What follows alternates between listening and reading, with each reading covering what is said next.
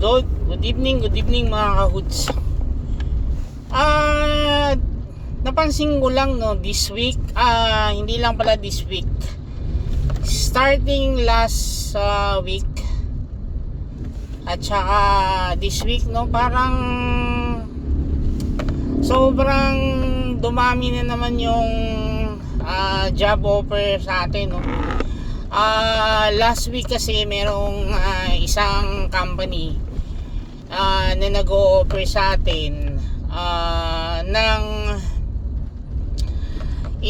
international sales trader for fertilizer company no. So naka-receive tayo ng offer na gano'n. So and then marami ring sobrang dami rin, in fact kaya no, hanggang ngayon na nagda-drive na ako ay marami pa rin akong nare-receive like right now no. May nag-chat pa sa akin. Ito kasi yung isa naman na company na nag-offer sa akin ng as country manager dito sa Pilipinas no, kasi nag-export sila ng mga frozen beef no, frozen beef. Nag-export sila to different part of the world, at dito sa Pilipinas ay gusto nilang tawag dito, gusto nilang i-try yung Philippine market dun sa product nila, kasi wala silang connection no, wala silang connection, kakilala dito sa Pilipinas no.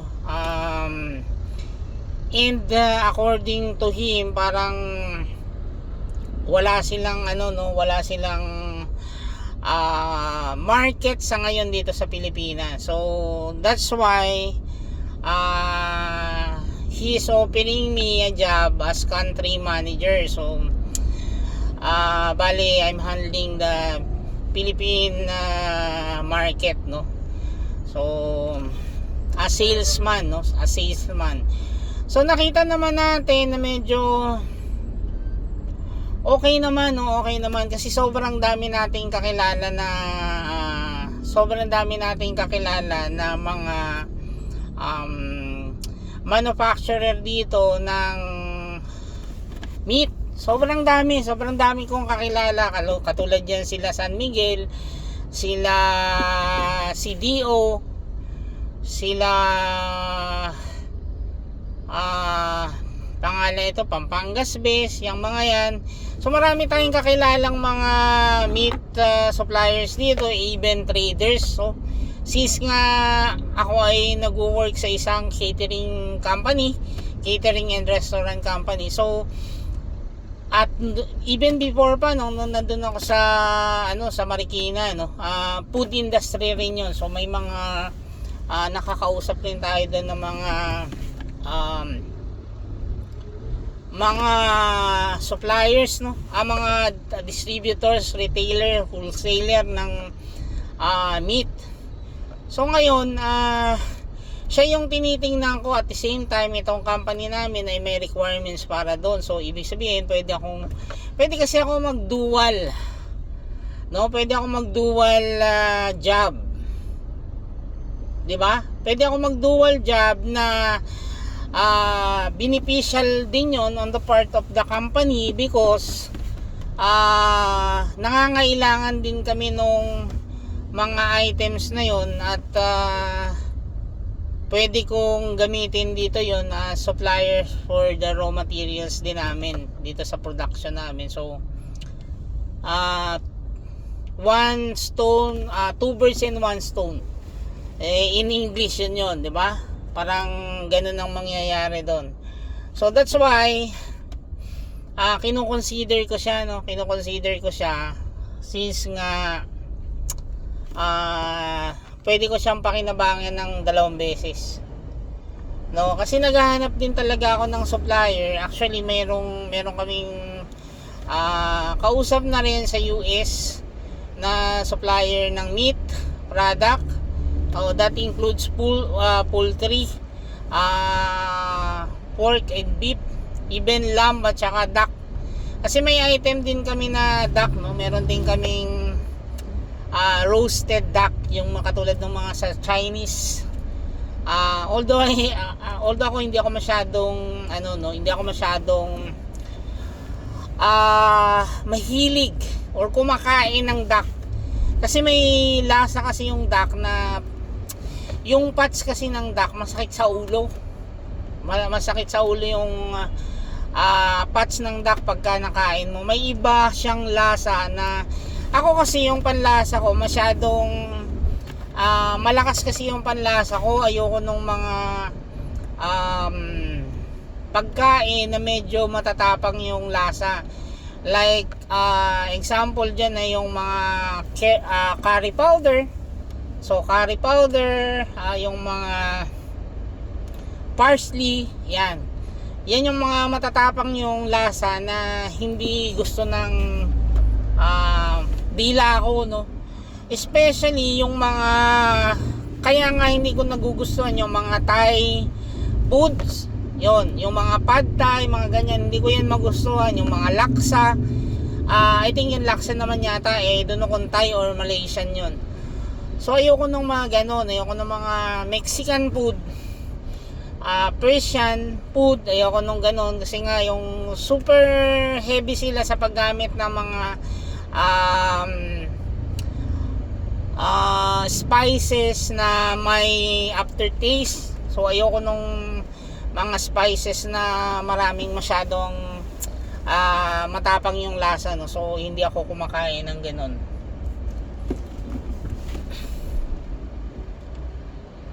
So aside from that may basta sobrang daming job offer sa ngayon, no? Yung isang company ay ang offer din ay 120,000 ang offer niya. Pero ano naman yon sa Dasmariñas. Although tinanggap ko yung invitation nila for interview na ako, at parang yung owner na lang ang mag-interview sa akin tapos pasok na.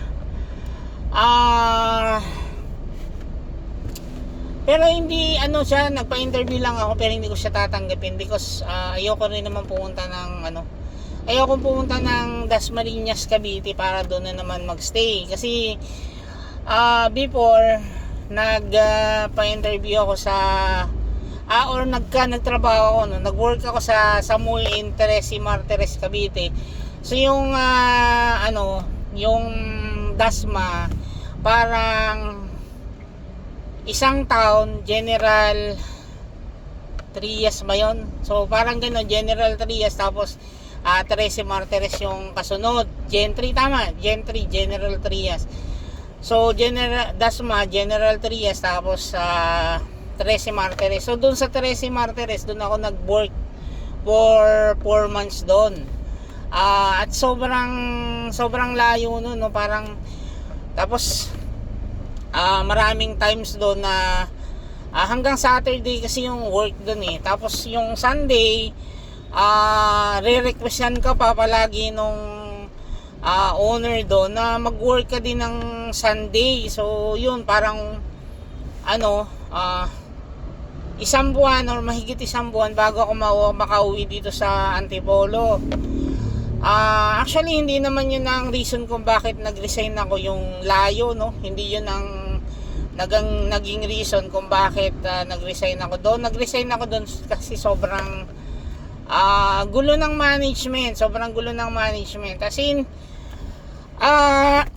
doon kasi parang gusto nilang targetin yung 110,000 sheets per month, no? Per month gusto nilang targetin yung 110,000 sheets na roofings, yung GI sheets. So pero yung machine doon parang 10 lang, tapos yung each machine ay can produce 10,000 within 24 hours. So kung 110,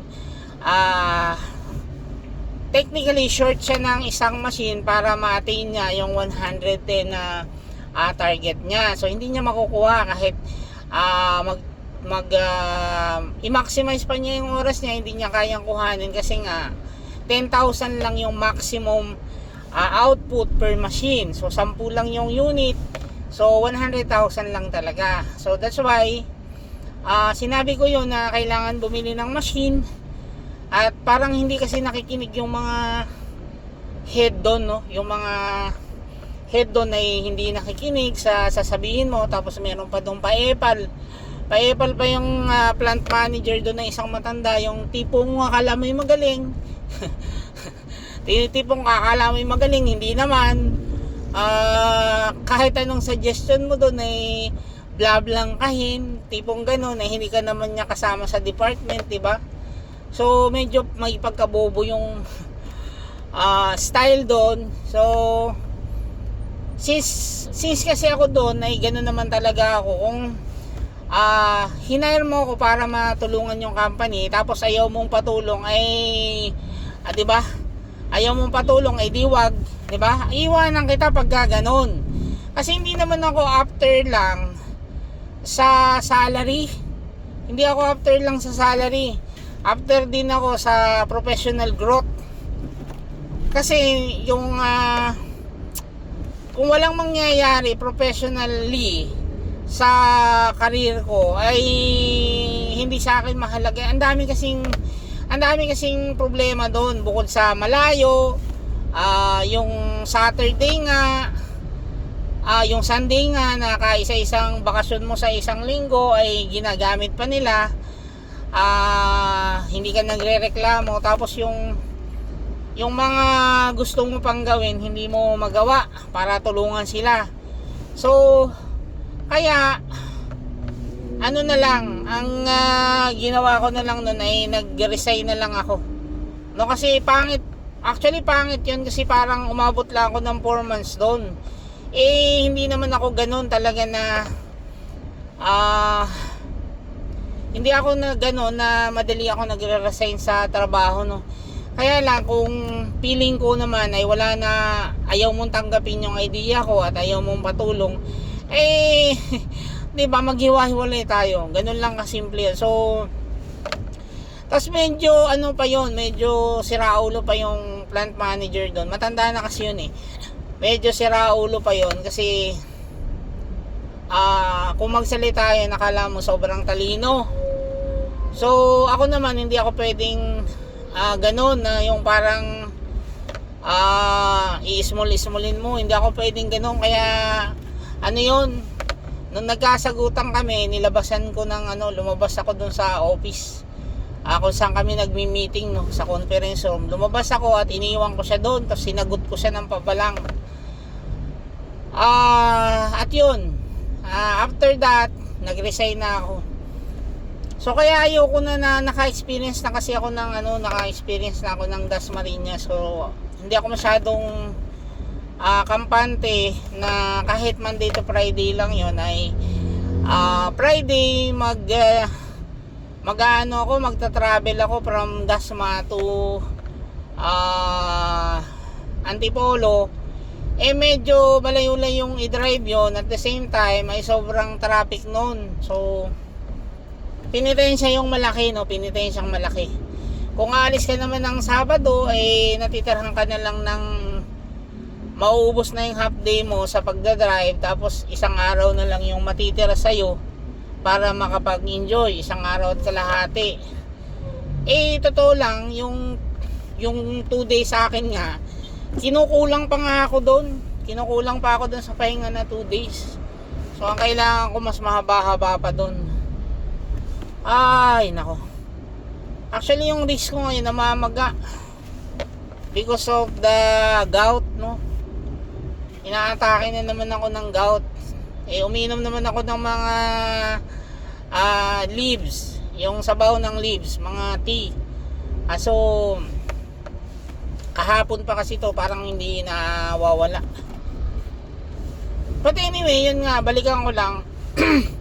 sobrang daming ngayong offer na napupunta sa akin. Parang swerting-swerte na naman tayo, yun kasi yung kagandahan nung sasabihin ko na sa inyo, yung mga wala pang LinkedIn account, maggagawa kayo ng LinkedIn account, tapos yung LinkedIn account nyo ay lagyan nyo ng open to work. Kahit hindi naman kayo talaga magre-reside, lagyan nyo lang ng open to work. Kasi maraming mag-ano sa inyo, magme-message. Maraming magme-message sa inyo at operan kayo ng work, no? Hindi lang work dito sa locally, pati international ko, kasi nakapag-interview na rin ako ng isang job offer sa European country. So nagka-offer na rin ako ng dalawa sa European country. In fact, yung isa ay umabot ako sa final interview. It so happen lang na nakalimutan ko yung schedule ng final interview, so hindi ako na-interview. So in short, nakaligtaan natin yung interview at hindi na siya pumayag na i-reset ko yung interview. Kasi nga, totoo naman, hindi ako nagsabi na hindi ako makakapunta sa interview, kasi technically talaga nakalimutan ko talaga siya na may interview ako nun sa sa Cayman Island sana yun, no? Cayman Island. At yung Cayman Island ay sa Europe din yun, no? Maganda sana yun kasi mataas yung salary, at the same time managerial position din yung in-offer dun sa akin. Kaya saktong-sakto sana, preaching manager din yun. At kabisado na kasi natin yung work na yun. So feeling ko yun ay kung na-interview ako ay madali ko lang masasagot yung mga interview. So ganun yung gagawin nyo. Open kayo ng LinkedIn account, tapos i-open nyo for work yung profile nyo para tawagan kayo ng mga headhunter. Marami kasing mga headhunter ang nagpi-phishing doon sa LinkedIn. Kasi professional social media yon, no? Platform. So para siyang Facebook. In fact nga mas mabilis dumami doon yung follower. Yung mga follower ko doon ay mas mabilis dumami kumpara doon sa Facebook. Kasi doon araw-araw parang hindi lang 10 invitation ang nare-receive ko at tinatanggap ko araw-araw. Sobrang dami ko ng follower doon. At saka ang mga pinag-uusapan namin doon pa na business. So nabibigyan ka ng idea doon sa mga possible business na pwedeng pasukin. Good thing kasi very supportive naman yung owner ng company doon sa mga idea na pinapasok natin, no?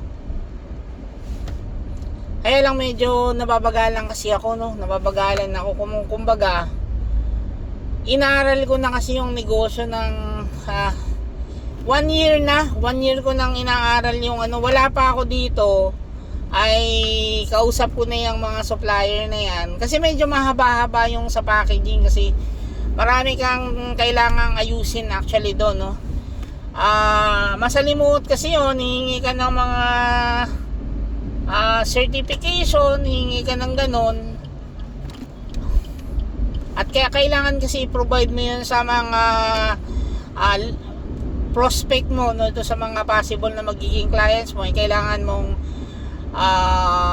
i-provide sila ng mga certification na yun. Ano ba yun? Yung mga COA, mga product specification, mga ganon.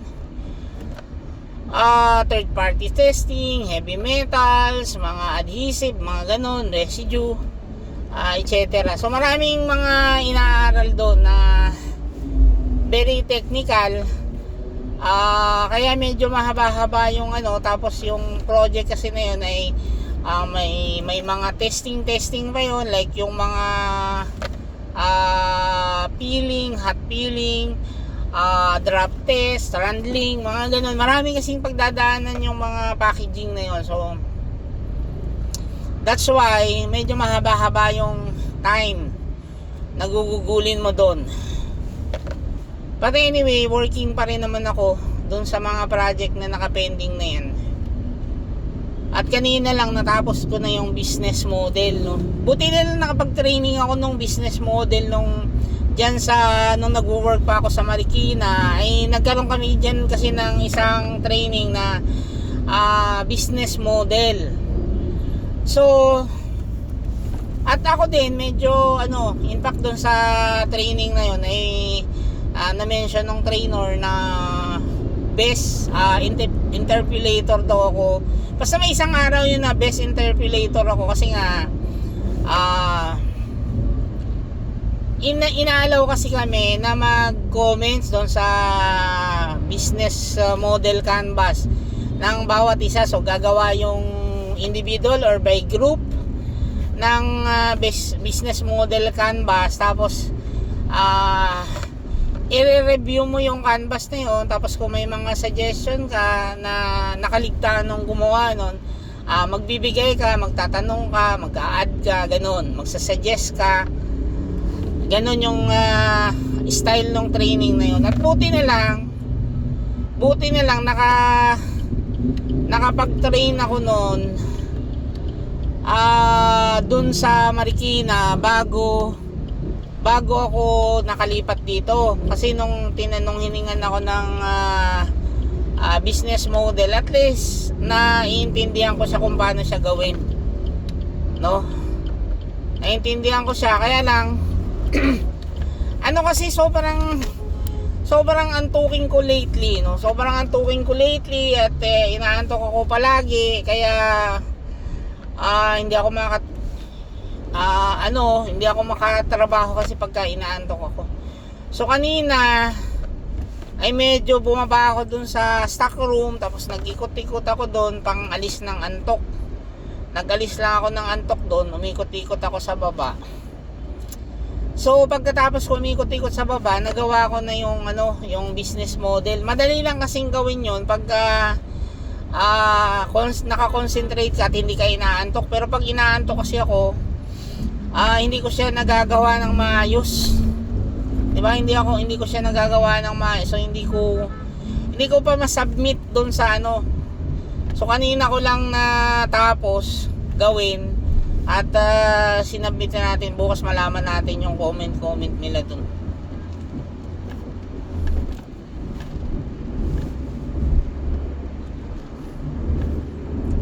So ngayon, ito parang naka-4 na PM yung headhunter na kumukuha sa akin as country manager. Naka-4 na PM dito. Hindi ko lang mabasa kasi nagta-travel ako ngayon, nagda-drive ako, ay ayoko naman na mabangga, no? Ayoko naman mabangga at mawala yung concentration ko sa pagda-drive. So that's why mamaya ako na lang siya sasagutin pagdating ko sa bahay.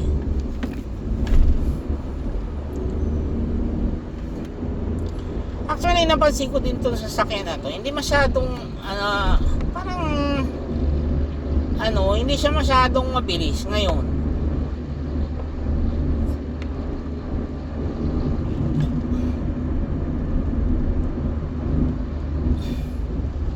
So talaga natutuwa ako na dumadami din naman yung nag-offer sa atin ng work, at yung work na in-offer sa atin ay hindi naman mga pangit, no?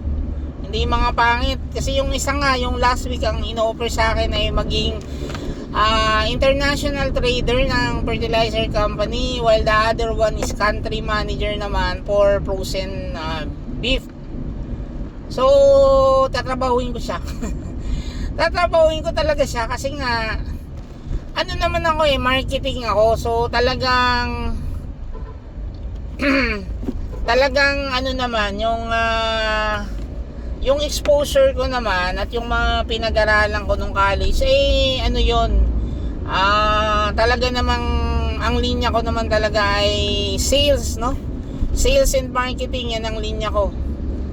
At yun nga, yung na-mention ko ay medyo pinagpala naman tayo dun sa mga subject na yun, kasi nga medyo matataas yung grades natin dun, no? Kaya lang, of course, hindi yan ni ano, no? Ewan ko, parang sinilang yata ako na taga-trabaho sa ibang company, taga-bigay ng business idea sa ibang company, pero doon sa parang di ba, pero pag sa ako, hindi ako kasi makapag-start ng negosyo pag ako lang. Pero pag sa company na, nasisimulan ko at natatapos ko. So yun yung difference nung nag-work. Parang nakatadhana yata ako na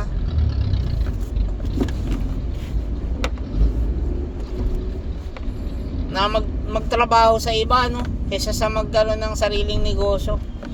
Although soon nagplaplano na rin ako na kasi actually pwede akong mag third party, no, third party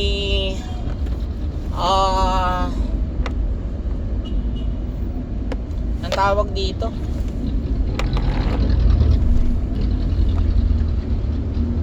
third party procurement. Pwede rin na supply chain, no? Yung buong supply chain, kaya ko naman gawin yun. Pwedeng tumulong ako at magbigay ako ng ganun for a fee lang, no? Parang professional fee lang babayaran mo. Pwede kong gawin yun sa'yo, dun sa mga company na walang third party.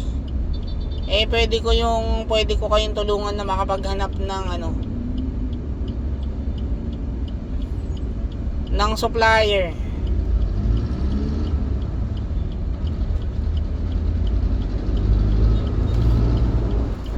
Kesa mag-hire pa kayo ng iba. Or minsan kasi mahina yung procurement na isang company, pwede akong tumulong doon.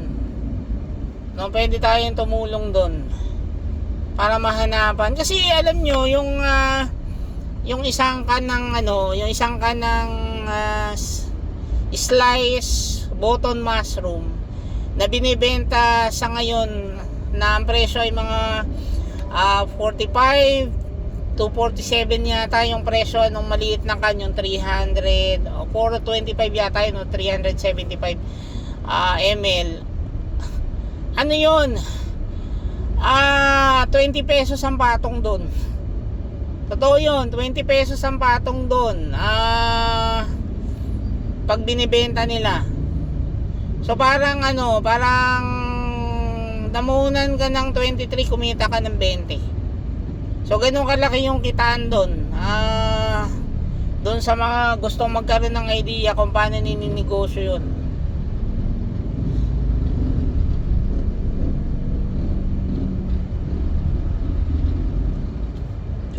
Ang traffic dito sa part na to, kasi may ginagawa kasi dyan, tapos parang ginawa nila ng zipper tong kabila. Ang traffic.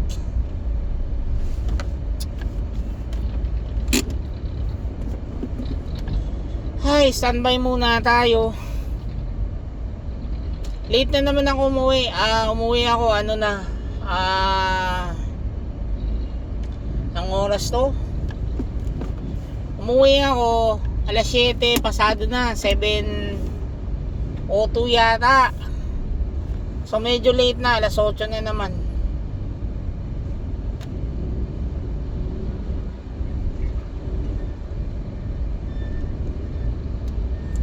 Kaya late na naman tayo nakauwi.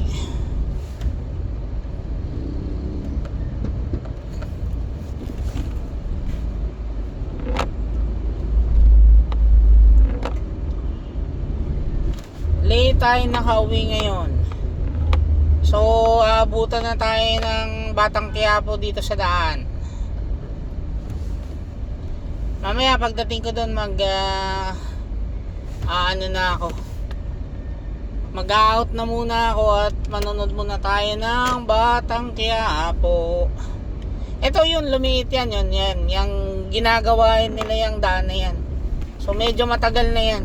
I think yan, Manila Water siguro yung ginagawa nila dyan, kaya sobrang bagal nung takbo. Tapos ito pa, may bobo pa biglang sumingit, pero nakalagay niya dun sa likod niya may bata siyang di ba? Pakabobo ng mga taong to eh. Parang child on board, pero sumisingit nang wala sa oras.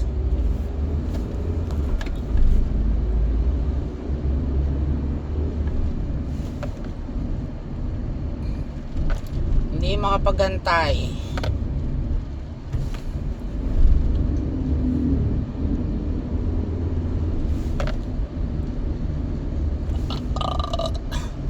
Isang bagal pa nitong motorsiklo.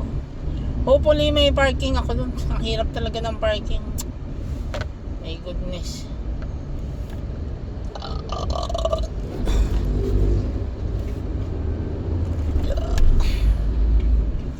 Ay nako, ang traffic dito sa side ko. Marami kasing paliko dito eh, kaya mabagal dito eh.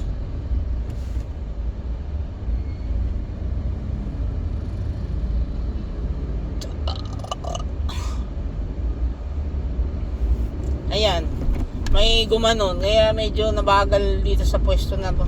Tapos mamaya doon na naman, may isa na naman pag ano.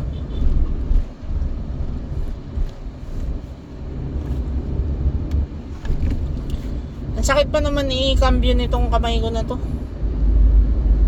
Yung wrist ko ang namamaga. So mabalikan ko lang, sobrang dami ng position na na-offer sa atin ngayon. Hopefully isa lang dyan ay makakuha tayo ng additional na pagkakakitaan na pwedeng i-offer dito sa company ko sa opisina.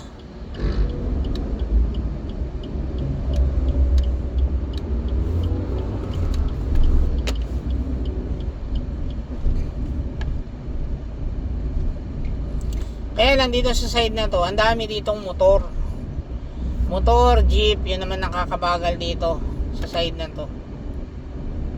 Dito sa side na to, yun naman lumiliko.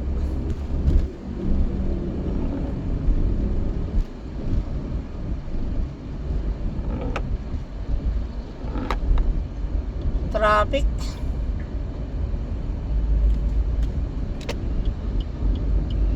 Parang mas mabilis pa rin dito sa kabilang side.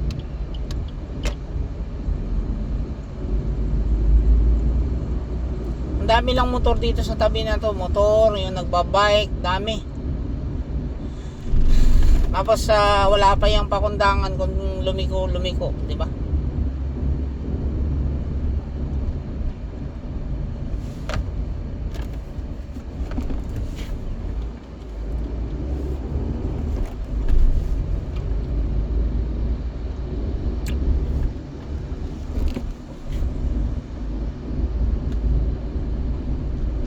Ay nako, ang bagal nitong motor na nga lang ba.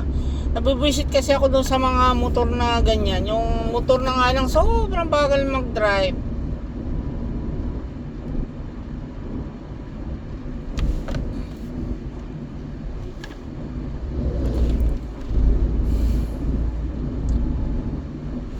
So siguro yan na lang muna kasi anong oras na? Magbabatang kaya po na. Yun na lang muna. Good evening sa lahat. Kahapon pala shoutout dun kay Rakista Cares at saka kay Bernard Francisco, yung dating tao ko sa Palawan. So sa inyo, shoutout sa inyo kahapon kasi hindi ko sila na pasalamatan because bigla na lang ako nag-off the air na naman because of the internet connection. Nawala na naman tayo ng internet bigla. Ay naku, ang dami pang traffic dun sa unahan. Doon na naman sa pataas. So yun na lang muna. Goodbye. Thank you.